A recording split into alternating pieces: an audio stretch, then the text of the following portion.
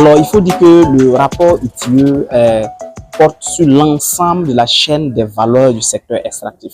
Donc, quand on parle de chaîne des valeurs du secteur extractif, on part depuis l'octroi des droits pour pouvoir exercer dans le secteur jusqu'aux dépenses, jusqu'à ce qu'on en fait, mais au-delà, jusqu'à l'impact que le secteur extractif a sur les populations. Donc, le premier exercice qui est mené véritablement, c'est de savoir, c'est de vérifier au point de gestion d'entrée, qui est le principal point où véritablement la corruption et d'autres aspects peuvent passer pour intégrer le secteur. Donc, il y a une analyse minutieuse qui est faite au niveau du cadastre minier. Donc, pour savoir est-ce que la gestion des titres miniers et autorisations est conforme au texte établi et qu'il n'y ait pas de pratiques qui s'écartent véritablement de ce qui est établi par le texte. Et ça, c'est un exercice minutieux qui est fait sous forme d'audit avec des éléments assez précis. Ensuite, il y a la partie production. Voir est-ce que véritablement au niveau de la production, les déclarations des sociétés et celles de l'État sont conformes. Il en est de même dans la partie exportation. Ensuite, il y a un point spécifique et qui est le point le plus large qui porte sur les revenus. Vous savez que les différents textes ont établi beaucoup de revenus que les sociétés minières doivent payer à l'État. Donc, on va passer en revue tous ces détails. Qu'est-ce qu'on paye aux impôts? Qu'est-ce qu'on paye au trésor? Qu'est-ce qu'on paye à la douane? Qu'est-ce qu'on paye aux autres structures? Et on va vérifier est-ce que les sociétés minières ont effectivement payé l'ensemble de ces revenus qui leur sont imposés.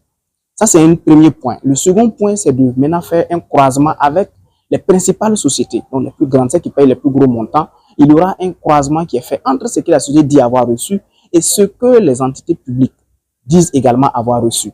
Et quand il y a des écarts, naturellement, nous interrogeons sur ces écarts et nous formulons des recommandations quand cela est nécessaire. Ensuite, il y a les dépenses et les transferts. Donc, vous entendez parler de fonds miniers de développement local, de taxes superficielles. C'est des éléments qui sont vérifiés dans les détails. Est-ce que le montant que l'État même dit avoir recouvré, est-ce que c'est vrai? Est-ce que ce qu'il dit avoir transmis aux populations, aux communes et aux régions, est-ce que cela est vrai? Il y a un travail derrière qui est fait pour s'assurer que ce qui est dans les papiers transmis est véritablement vrai. Donc, après ça, on essaie aussi de regarder les dépenses que les sociétés ont pu faire de façon volontaire ou bien les dépenses obligatoires. Donc, quand elles ont dit dans un papier de commun accord avec les populations qu'elles vont réaliser telle infrastructure, est-ce qu'effectivement elles l'ont fait et à hauteur de combien? Donc, le rapport retrace tous ces aspects. L'aspect environnemental également n'est pas occulté à travers le suivi des paiements que les sociétés doivent faire pour la réhabilitation après leur fermeture. C'est des aspects pris en compte. Et je dirais que pour le rapport ITIE 2022, la particularité, c'est d'avoir pris en compte la question des flux financiers illicites dans le secteur extractif. Pourquoi on est allé à ce niveau? Déjà, il y a eu un rapport qui a été produit au niveau de l'ITIE sur les flux financiers illicites dans le secteur extractif. Et il fallait voir tous les parts roses. Donc, il faut voir qu'est-ce qu'on perd dans l'inefficacité de notre dispositif et peut-être aussi dans l'action des acteurs qui y sont pour pouvoir véritablement se soustraire des textes qu'il y a. Et dans ce cadre-là également, il y a un ensemble de résultats qui ont été portés dans le rapport ITIE 2022, qui constitue, comme je le disais, la principale innovation pour le rapport 2022.